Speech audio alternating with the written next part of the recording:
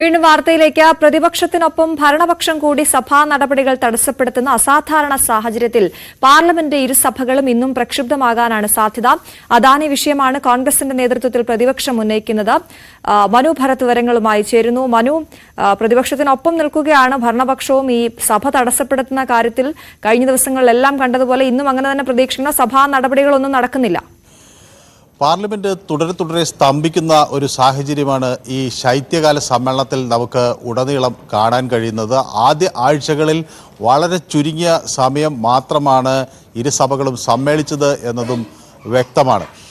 പ്രധാനമായും പ്രതിപക്ഷം ഉന്നയിക്കുന്ന ഒരു വിഷയം അദാനി വിഷയമാണ്. അതേസമയം അതിനെ പ്രതിരോധിക്കാനായി ഭരണപക്ഷം ജോർജ് സോറസുമായുള്ള ബന്ധം ആണ് പ്രധാനമായും ഉപയോഗിക്കുന്നത്. കഴിഞ്ഞ ദിവസം ജഗ്ദീപ് ധൻഖാറിനെതിരെ ഒരു നോൺ കോൺഫിഡൻസ് മോഷൻ കൊണ്ടുവരികയും അത് അദ്ദേഹത്തിന് പുറത്താക്കണം എന്ന ആവശ്യം പ്രതിപക്ഷം ഉന്നയിക്കുകയും ചെയ്തു. ജഗ്ദീപ് ധൻഖാർ ഏകപക്ഷീയമായാണ് പെരുമാറുന്നത്, ഭരണകക്ഷിക്ക് അനുകൂലമായ നിലപാടുകളാണ് സ്വീകരിക്കുന്നത് എന്നാണ് പ്രതിപക്ഷത്തിൻ്റെ ആക്ഷേപം.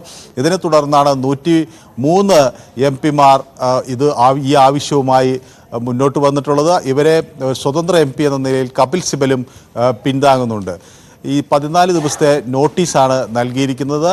രാജ്യസഭയുടെ അധ്യക്ഷനെ നീക്കം ചെയ്യണം. ഏകപക്ഷീയമായ ഒരു പെരുമാറ്റം ആണ് അദ്ദേഹത്തിൻ്റെ ഭാഗത്തു നിന്ന് ഉണ്ടായിട്ടുള്ളത്. ഇന്ത്യൻ ചരിത്രത്തിൽ ഒരുപക്ഷെ ഇങ്ങനെ രാജ്യസഭയുടെ അധ്യക്ഷനെ അല്ലെങ്കിൽ വൈസ് പ്രസിഡന്റിനെതിരെ ഇത്തരത്തിൽ ഒരു അവിശ്വാസ പ്രമേയം വരുന്നത് ഇതുവരെ ഉണ്ടായിട്ടില്ല എന്നതാണ് ഏറ്റവും ശ്രദ്ധേയമായ കാര്യം. അതേസമയം ലോക്സഭാ അധ്യക്ഷനെതിരെ സ്പീക്കർക്കെതിരെ നിരവധി 2-3 തവണ ഇത്തരത്തിൽ വിഷയങ്ങൾ ഉണ്ടായിട്ടുണ്ട്. അത് GV മൗലങ്കാറിനെതിരെ 1954-ലും ഹുക്കും സിംഗിനെതിരെ 1966-ലുമൊക്കെ ഇത്തരത്തിൽ അവിശ്വാസ പ്രമേയങ്ങൾ വന്നിട്ടുണ്ട്. പക്ഷേ രാജ്യസഭയുടെ അധ്യക്ഷന് എതിരെ ഇത് ആദ്യമായാണ് ഇത്തരത്തിൽ ഒരു അവിശ്വാസ പ്രമേയം വരുന്നത്. ചരിത്രത്തിൽ ഇല്ലാത്ത ഒരു നീക്കം എന്ന നിലയിലാണ് പ്രതിപക്ഷം ഇത് നടത്തുന്നത്.